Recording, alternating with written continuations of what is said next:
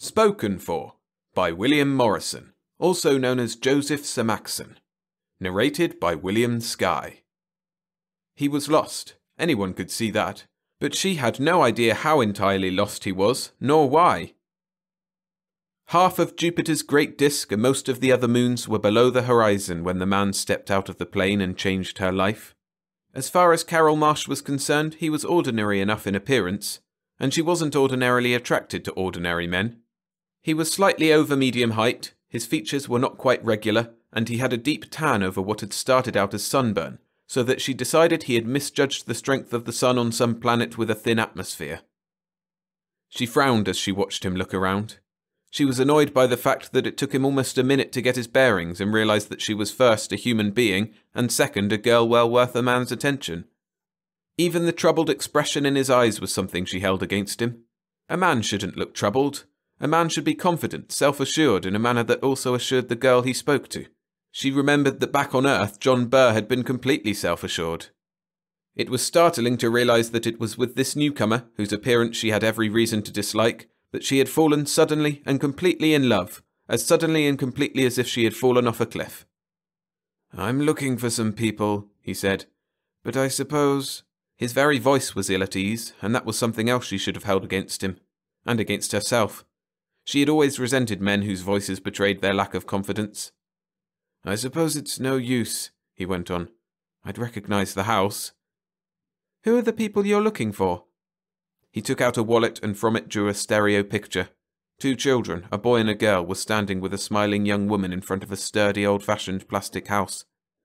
Their clothes were out of fashion by a year or so, but that depended on where you were. Mars, for instance, was always 3 years behind Earth. Here on Ganymede, on the other hand, you might even be ahead of Earth in some respects.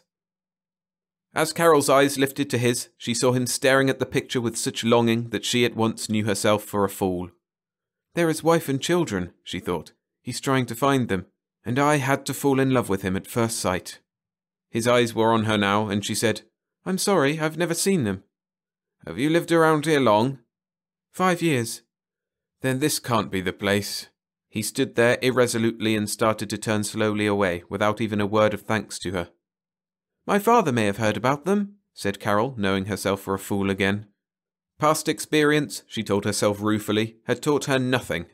The thing to do was to let him go and forget him as quickly as possible, before she learned anything about him, before her feeling for him could become anything more than an irrational, momentary impulse.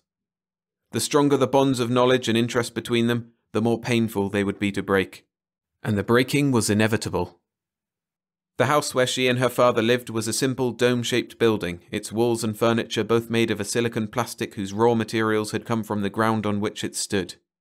There were rugs and draperies of a slightly different composition, woven on the all-purpose household helper that her father had bought before leaving Earth.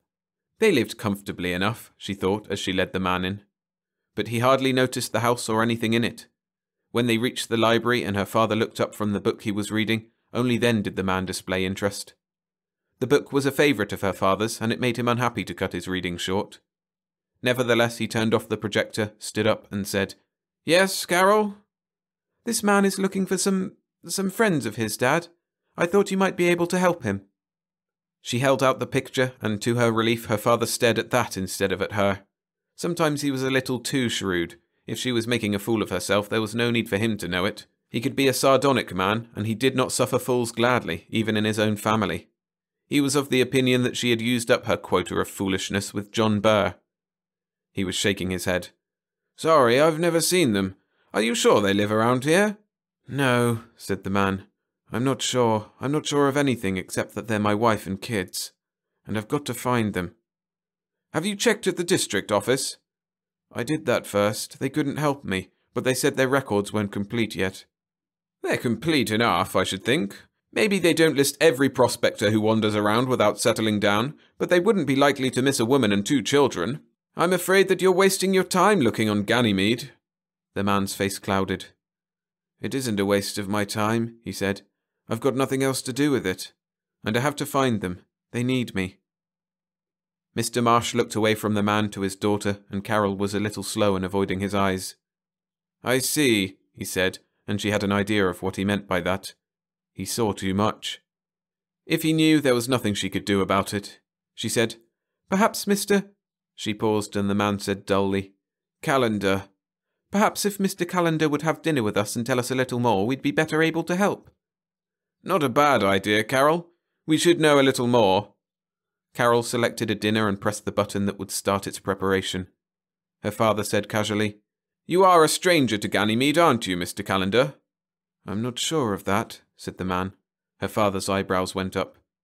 Carol said, "But you do come from one of Jupiter's moons?" "I can't remember which one. There are a lot of things that my memory's hazy about. I can't even recall the name of the company I worked for as an engineer." "That may not be so strange. I find difficulty remembering the school where I taught on Earth. PS 654, wasn't it, Dad?" "PS 634, Mr. Marsh corrected briefly. "You see," she said, "do you remember your wife's name, and the names of your children?" "I wouldn't forget them," he said. "My wife's name was Mona." He stared at the wall for a moment, his face without expression. "I can still see the way she looked when I left to undergo treatment. Paul was, let's see, he must be about 9, maybe 10 by this time. And Wilma must be 6 or 7. I remember how scared she was that time she found a harmless little phytopod. She thought it was going to bite her." "Phytopod?" said Carol. "We don't have them around here. What do they look like?" "They're small and furry, and have 2 feet that look like roots. When they stand still, you're likely to mistake them for plants." "You do recall some things," said Carol. "The little things that don't tell me where to look. I remember the time we went on a picnic. I don't recall how many moons there were in the sky, and the ground began to shake. It didn't do any damage, but Wilma was terrified. Paul took it in his stride, though." "There aren't any earthquakes on Ganymede," said her father. "If your memory of that incident is correct, you're looking in the wrong place." "I suppose so," he said. "But what's the right place?"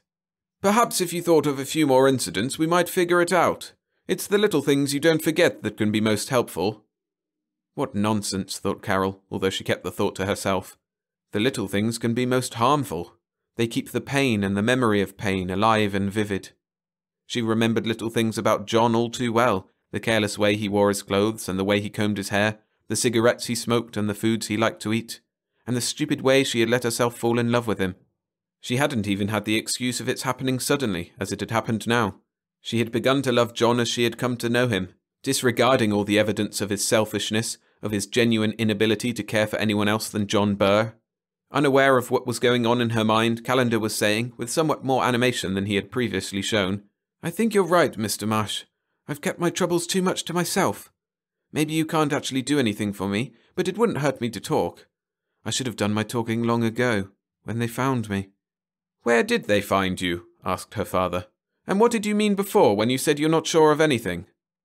"They picked me up in a lifeboat, drifting someplace between Mars and Jupiter. The motor was off, but the power pile was working, and the air purifying equipment was on. I was apparently hibernating. I might have been that way for 6 months or a year." "And you don't remember?" said Carol. "There's plenty I don't remember, but as I've said, my memory isn't a complete blank. My wife and I and the kids had settled down in a new colony. Exactly where it was is one of the things I forget. I believe now that it wasn't Ganymede. Maybe it was some other moon of Jupiter's. Anyway, I seem to recall having some trouble with my health and being taken onto an interplanetary hospital ship for treatment. L treatment, they called it. That's where they put me to sleep. What happened after that, I can only guess. The ship must have been involved in some accident. I must have been transferred to the lifeboat." "Alone?" asked Carol's father. "No, there were 2 other patients with me. They were found dead. I was the only one left alive. The bodies of the crew members who transferred us weren't found at all. They might have gone back for more patients and then been unable to get away again." "Who found your lifeboat?" "The crew of a freighter who spotted it drifting across a space lane. They took me on board and revived me.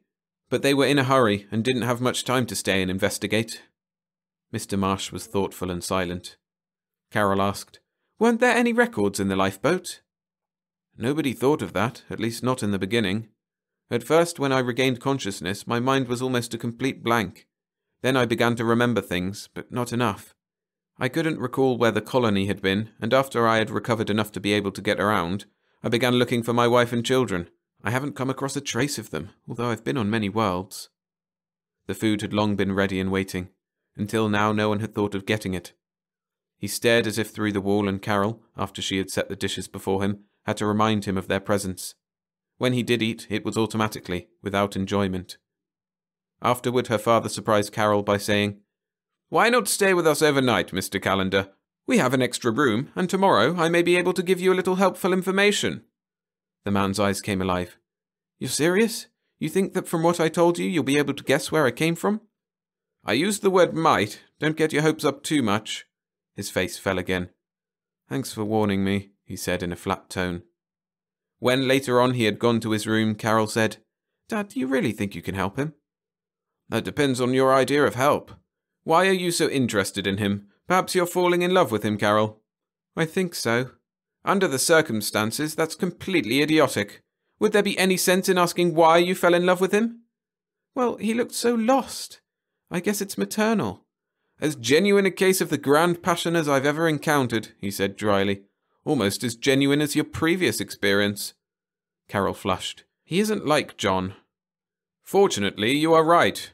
Burr was essentially a selfish baby. I can't imagine him spending his life looking for a wife and children he had lost.